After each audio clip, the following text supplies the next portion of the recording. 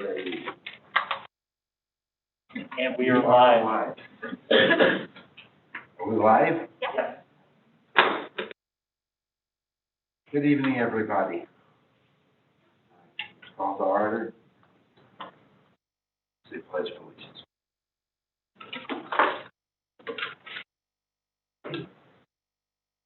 I pledge allegiance to the flag of the United States of America and to the republic for which it stands, one nation, under God, indivisible, with liberty and justice for all. Good evening, everybody. Hope everybody's doing well.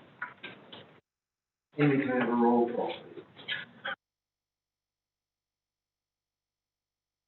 Director Edmonds, Director Byers here, Director Faulkner, Here. Director Hudson here, Director Mulder, Vice President Cottrell here, and President Cuneo. Here. All right, we have a quorum. Public comments, then. Do you have any public comments?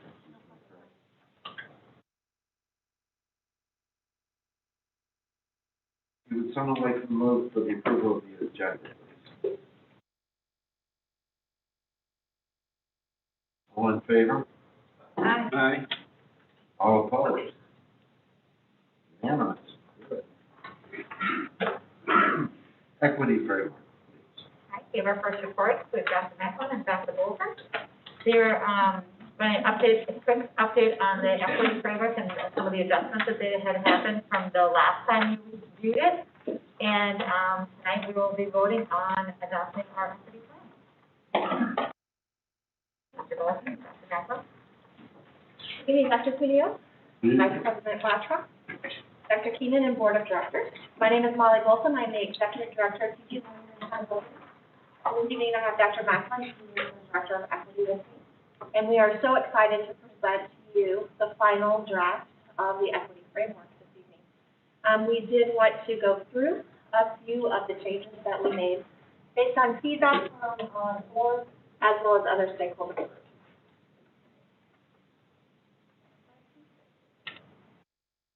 So as I stated, the purpose is to present that final draft based on the framework, or based on the feedback received on the framework. Great. Again, President Cuneo, Vice President Brown, Board of Directors, Dr. Keenan. When you take a look at the updates here, the first update change was regarding around the CACR and really just providing clarity to that narrative. We know that the CACR report was written to identify the long-term goals of SSD, and so we wanted to make sure that clarity was there in that statement, and so that's why that change, textual change, took place there. The next change, when you looked at the framework and analyzed the framework, there was a perception that in the indicators of progress and success really focused on academics, which it should be, but there was not a word or language or focus also on the whole child. So that responsibility, that respect, those key pieces that go into the whole child development. And so adding that key words there, whole child development will be enhanced, including thinking, engagement, and self-regulation. Was added for their recommendation. The last section on page 3 really focuses again on being clear, having clarity and being concise. And so we wanted to make sure that it wasn't not just wordy there, but also conciseness that really spoke to the point of really having the principles and the action plans that guide and support the application. You'll notice on the next one, we're going to move on to page 8 of the framework. And as Dr. Macklin talked about previously, we're really just looking at clarifying and making the language a little more concise with these changes. So you'll see the original text there and the change, just making the wording there just a little clearer and a little more concise in stating how we would review, the Director of Equity would be reviewing the operating policies and procedures. And then the recommendations coming therefore. The next one down is that we would review all new and revised policies as they're brought to the policy committee. And then that last change there, reviewing the department processes and procedures for equity. So again, just trying to condense that language, making it a little clearer, a little more concise. Also there from what Dr. Bolton spoke about is really trying to make sure that the language there does not get convoluted. So as we examined the equity framework even further, we saw that the item here that was covered in the original text was actually already included in the expanded version of the professional learning. So deleting that language is involved in that piece to ensure that it's already covered in that work. The next bullet point, which is implement equity strategy to increase family engagement. That piece was deleted because it's already in the family engagement section of actions for change.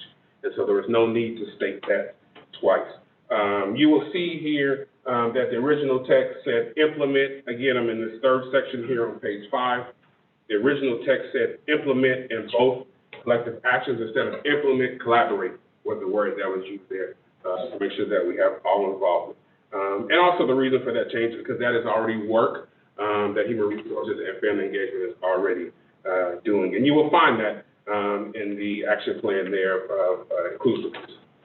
The last change here was just verbiage here, increase in diversity among staff are 2% of job type, and that will change to increase of 2% in diversity among staff by job type for clarity. And that is found in the action plan. The last few changes that we made, looking at the utilization of the decision-making process for interventions, that was already work that was implemented by the CSIP strategy team 1.1, and so that work is already in progress. So therefore, we removed it from the action plan as it's already being implemented. And then the last one there was the process defined and verified for equity. We, for clarity, with a better metric, said analyze the utilization of the related services across the county. Again, just to improve that metric a little bit there. So some other changes that we made sure that all the time frames on the action plans were updated. In our original one, Dr. Macklin was a little ambitious and had a lot going on in the first year. So we took a look at that a little more critically and kind of spread it out a little bit, just because it was a lot in that first year if you looked at our original plan. And so we've updated that. We are working on finalizing the professional learning plan, and so we're reworking that, including a little more elaboration, and really defining what that professional learning plan looks like for all work groups within the district. And that will be an appendix to the framework. And then we had our wonderful Executive Director of Communications read over it again for any typos or grammatical errors as well. So with that, we'll turn it over to any questions that you might have. I don't have questions, but I do have statements I'd like to make in reference to the work that you're doing and hopefully understanding which is being undertaken.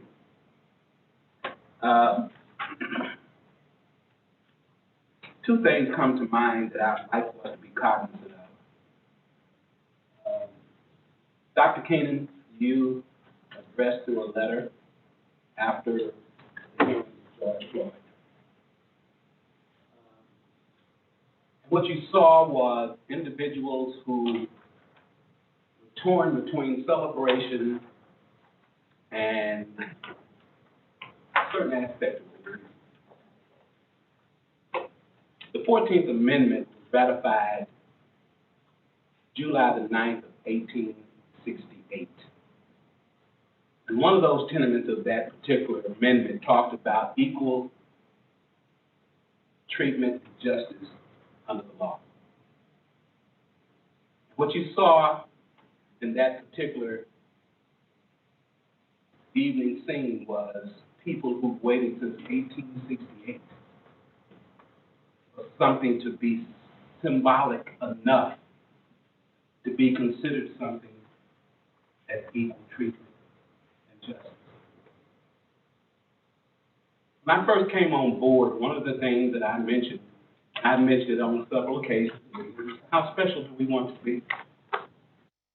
Because we as an institution have the ability to bring about a lot of corrections, if we so choose. I also made mention that I didn't know a Black American that didn't suffer from one of two psychological problems: post-traumatic slave syndrome, or Stockholm syndrome. And I say that because if you can imagine the kinds of ways that we functioned as a country has caused certain people, and if you see yourselves, how do you process what slavery does? And there have been individuals who've had to process in this country. In my lifetime, I had to learn as a young kid how to process. And I'd like to use that word for you to consider yourself. How do you process something of that nature? And yet get up every day and try to maintain some semblance of sanity. So what we're doing now in this government, and I commend our individuals now, Mr. Bolden, Mr. Macklin, and I hope that we understand that this is all about attempting to get to the point of dealing with those many decades, hundreds of years of processing kids whose environment. As I mentioned earlier a moment ago, one of the things is we talk about the children, but we also have to understand we have to deal with the immediate family, because the family provides the environment. And the environment creates the attitudes that have to be processed. And so I wanted to make that statement for all of us to hear, because we can be as special in correcting, but some, as you saw the other day, have waited since 1868 to have a semblance of relevance, a semblance of sanity. So thank you very much for the work that you've done. I look forward for more. And I'm asking each of us who are in the positions of being able to make these corrections to understand what we're actually dealing with and how we as a special school district, we're the wealthiest school district in this state. I'm not saying that because I'm thinking we need to do too much with this, but I'm saying our influence is a lot greater than maybe sometimes we've actually decided to take on. And we can become the barometer that everyone else has to measure up to. And I'm hoping that that's the group of individuals that are here in this room today. Thank you. Any other questions or comments? Dr. Golden, I've been waiting, and I told Dr. Keenan I'm extremely impressed with this work. I think we clearly made more than a good step forward. With the action plans and timetables, I think we're actually going to get something done. We're ready to do the work. Yeah, which we've been talking about this a long time. Once I told Dr. Keenan, once this is ratified, then I felt it was inappropriate to do so until this was ratified at our business meeting. Senator Bell, who's the head of education, the Senate Committee on Education in Illinois, wanted a copy of this. We'll be very happy to send it to him once we have approved it today. Thank you for your work. Hopefully your work will go beyond what we're doing here today, maybe into another state. I would just like to thank the team. I was talking to somebody who was on another board from one of our partner districts, and they were asking me about the equity plan. And when we look back at the history of this, and, since 2014, SSD has been grappling with equity and how to put it into action. And I've seen it where districts would come in, and it takes a couple of years to get it going, but this you know, with the team, with the equity committee, with Dr. Macklin, with Dr. Bolton. And, frankly, you know, this is putting it in action in a very short period of time. Now, this, we think is the hard work is coming. But it's also a testimony to what we're saying, that what we stand for as a district and how we want to support our students and our families. And Curtis, you were right on, and that we know that this is something that has to be discussed, and we have to be the advocates. We have to be the district that leads the work around this and the impact on our students. So I do really appreciate the board really wanting to push us on this and make sure that we're continuing to do that. But I would say in a very short period of time, you know, to be able to put this together is great. And now, going forward, this is going to be really kind of like building our roadmap for the next several years. So thank you. Thank you so much. All right. Next, we have Thank you. SSD schools and programs academic stuff. So every spring, we always look at our calendar, and Ms. Pendergrass has been our focused in on this. So we're actually looking at a 3-year for the 2020 year. We're looking at the 21-22, 22-23, and 23-24. Just note, if any changes happen within like DESI or within our, you know, calendars, we will bring them back to you. But what we try to do is to make sure that we get this out so families and staff can start to look at what it's going to look like in the next couple of years as they're planning. So Ms. Pendergrass? Thank you. Good evening, Dr. Cuneo, Vice President Patroff, Dr. Keenan, and board of directors. I'm Wendy Pendergrass, Chief Academic Officer for the district, and Dr. Keenan stole my thunder. Yeah. So what I'm going to talk to you briefly about tonight is the school calendars and the process that we use to get to the different school calendars. I did want to note that we have already, the Board of Education already approved the 21-22 calendar. This is going to be a little revision, and I'll talk to you about that this evening. So we have a policy around academic calendar policy and a regulation. The start date, it basically talks about how we do the calendar and people that need to go along on our calendar committee, the dates that we have to fill out.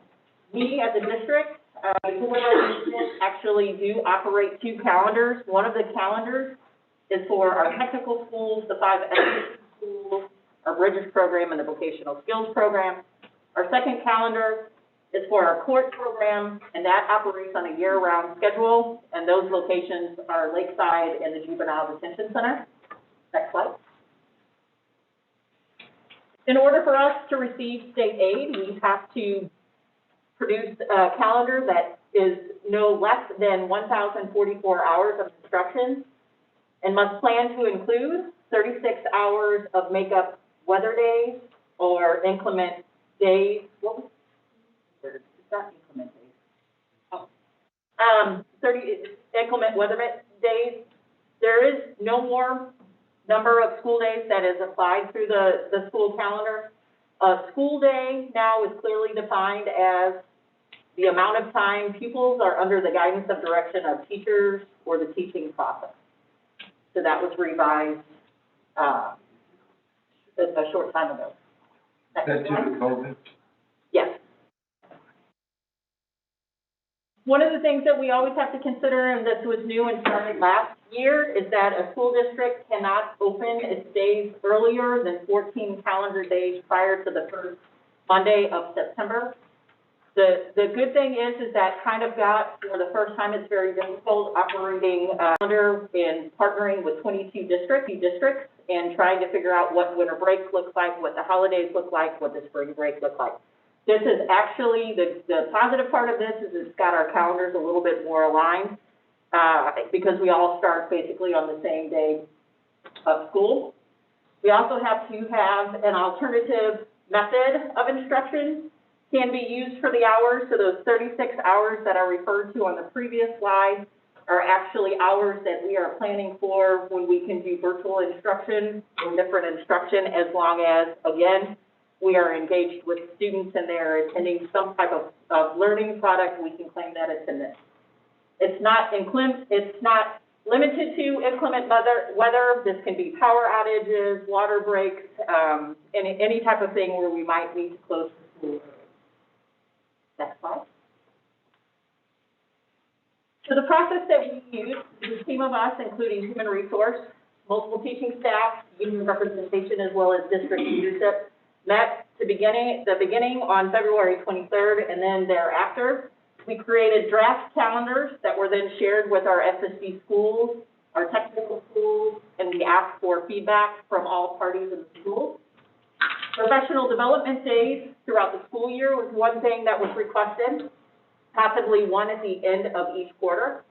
Continuing to provide 2 weeks for the winter break was requested, and develop breaks that work well with partner district breaks. Example is Easter Monday or Good Friday. Some of our districts often take that as a professional development day, so how can we align our calendars to those days? Feedback was provided from our teachers and our paraprofessionals in our buildings, and then our calendars was adjusted and drafted for what you have today. Next slide.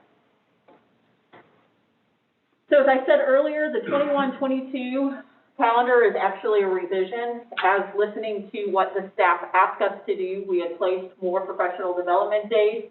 We adjusted the January 14th of 2022 and March 18th of 2022. We added those calendars as professional development days. Our calendars typically have 192 school staff session days, 178 staff attendance days. They receive a minimum of 4 paid holidays, 6 make-up snow days, and of course, we identify, because we're special school districts, the start of extended school year. You may see on some of the calendars that might cross over. That's because of the 6 snow days that we build into. We haven't yet had to use those days, so our ESY typically starts on the first Monday or first Tuesday of June.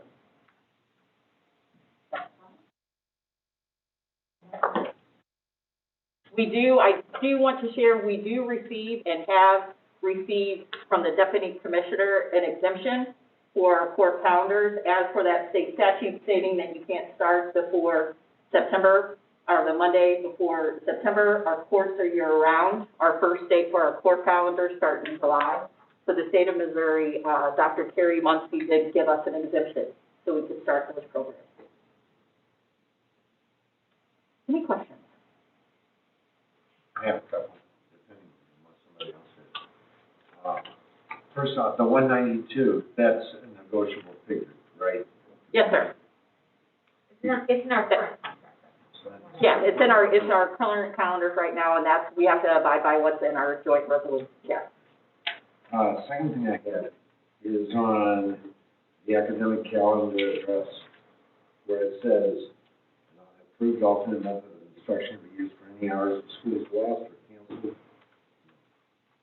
Does that forgive us from fate, or does that tell us that, I mean, if we cannot do specifically what is asked, let's say because of COVID, let's say specifically because of inclement weather, does that mean by statute that we, this is a federal, this is a state statute, correct? Yes, sir.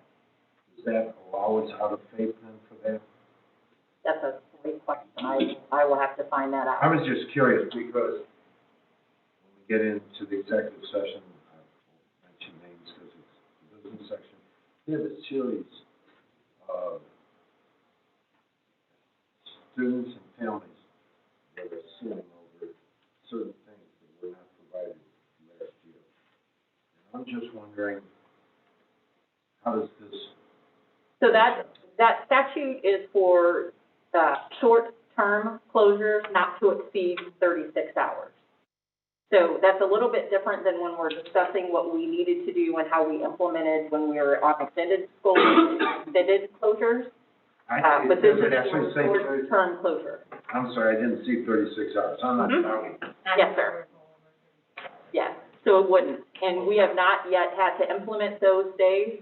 We have not used our weather days, our closure days, to where those would have to be implemented.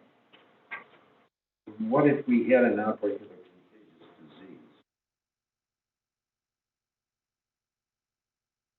Does that mean certain elements that couldn't have been provided.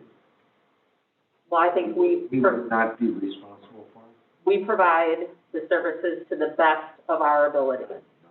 Mhm. I think the key thing with that is because all schools are closed, it wasn't just one school or our schools, it was because all schools, and so it was being provided in a virtual setting, so that doesn't mean that if it's, you know, it wasn't just in person, but there was a virtual education setting that was provided.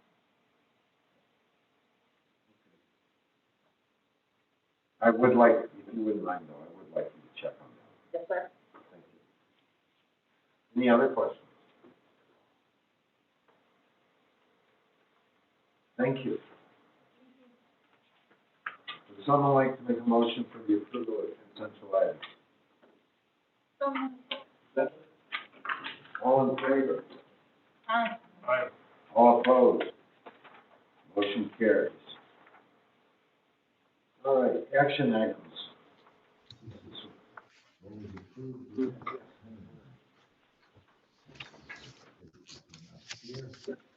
The following items were approved during the April 13th executive meeting. Employment resignations, retirements, salary adjustments, extra duty pay, and vacancies. 2, the employment of teacher, and teacher level personnel for the 2022 school year. 3, non-renewal for professional staff 21-22 school year.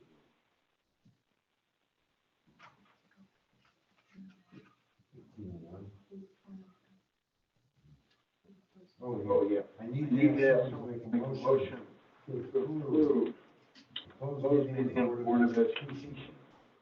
Immediately on this meeting. Second. I need a roll call motion, please.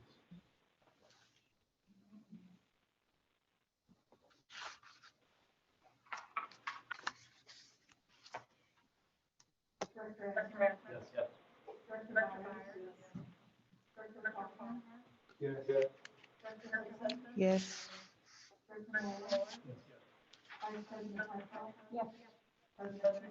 Yes. Would someone like to make a motion for a closed meeting of Board of Education on the 11th at 7 p.m.? Thank you. I need a roll call motion.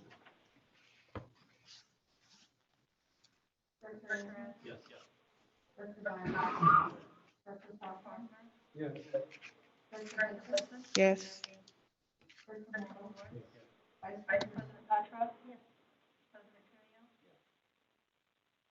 Would someone like to make a motion of the minutes of our last meeting? All in favor?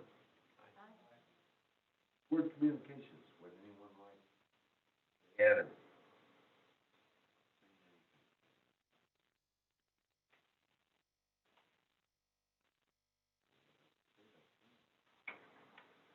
Calendar of events, we can take a look at that.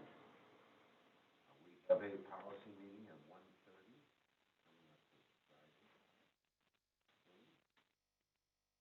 Someone like to make a motion for adjournment?